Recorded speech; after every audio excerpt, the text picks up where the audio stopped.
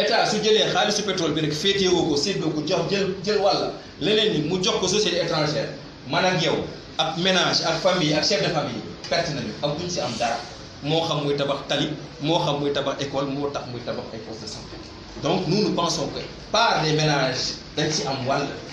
am na ay dëkk yu ko def nga xam ni ça marche très bien donc loolu moo taxoon ñu jóg indi woote boobu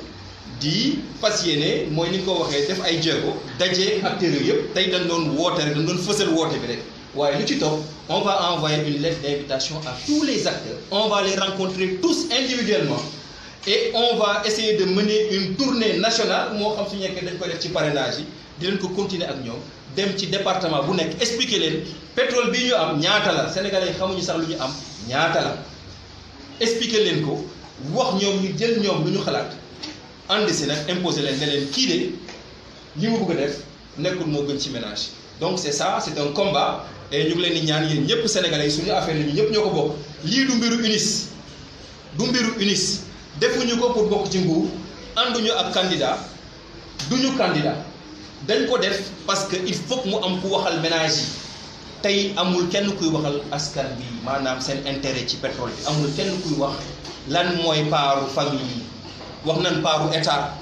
wax nañ paaru société yi mais amul kenn tey kuy wax lan mooy paaru famille yi ñun nag foofu jàpp nañ ne suñ fa tegee suñu tànk dinañ gis ñeneen ñi nga xam ne dinañ ci fekk parce que suñu intérêt la seen intérêt la te loolu mooy intérêt génération future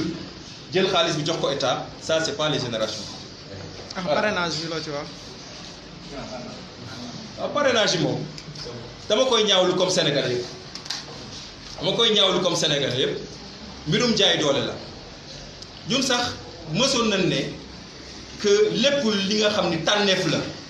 war nañ ko mën a maanaam mu am sélection directeur général sax soo koy tànn effectivement day am processus de sélection donc seet ñan ñoo mën a nekk président pour ñun loolu amul problème mais ni ñu koy defee la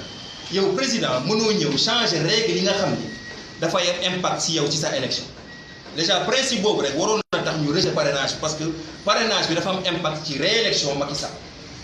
mënoo jël benn loi bi nga xam ni dafay influer sur tes propres chances que pendant que tu es président loolu rek déjà doyoon na pour ñu ne même su nekkee parrainage bi lu baax la nañ ko bàyyi ba jëmmi jamono benn ñaar tey parrainage bi nu ñu ko tëralee nga am ñetti weer pour ramasser 65 000 signatures xam nga lan mooy 65 000 signatures su ngeen jëlee stade amitié 60 000 places la nga dugal ko ba mu fees bàyyi 5 000 nit ci biti ñu ne la am nga ñetti weer pour dajale ay nit ñu signé la loolu ñi ko mën def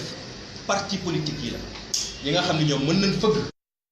seen structure régionale départementale ñu dem jëli signature moo tax ñun gis-gis boobu moo tax ñu ne kon loi bu mel noonu c'est une loi contre les indépendants contre les nouveaux acteurs politiques et on verra que en dernier lieu il y aura peut-être 4 ou 5 candidats et ce sera des candidats de parti aucun indépendant xanaa mu jël xaalisam bu bëre dem jëndi ay signature donc là aussi su nekkee ku ko def c'est financiariser l'élection parce que mais su nekkee légitimité boobu il faut mu am 90 millions wala 100 millions pour am signature boobu kon tu as financiarisé l'élection autrement dit vous ne pouvez pas être pauvre ou moyennement riche et participer aux élections et donc ça de ce point de vue c'est une entrave à la liberté démocratique donc le parrainage pour ñun def naa loolu ñun nañ ko gis mais sénégalais yëpp gis nañ ni voilà barrière la bu ñu teg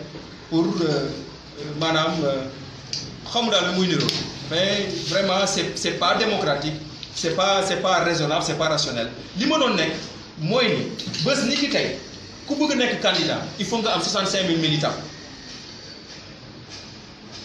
kon loolu d'accord na ku bëgg a nekk candidat na nga indi turu 65 000 militants mais nga def ko nit ki am 1 an wala 2 ans pour indi la 65 000 militants mais pas à 3 mois soo ko defee à 3 mois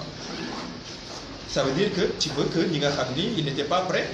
ñu bañ ko def ma yokk ci benn affaire ils ont dit que da ngay utiliser formulaire ils ont voulu que ñoom nga utiliser seen formulaire pourquoi parce que bëgguñu nga commencer jël sa parrainage en juin donc léegi ngay commencer donc tu as peu de temps, tu as 3 mois. C'est un processus d'élimination, c'est pas un processus de filtrage, c'est un processus d'élimination d'une catégorie de candidats. Ça, dañ ciy wax ni on ne voulait même pas en parler, mais on pense que les Sénégalais ils ont compris, mais ils iront voter. Il faut sanctionner ceux qui affaissent la démocratie sénégalaise. nit buy jël loolu di ko def il faut le sanctionner parce que soo ko fi bàyyee da nga koy dëggal ni loolu daf ko war a def di ko def voilà ci parrainage bi loolu lañ ci wax.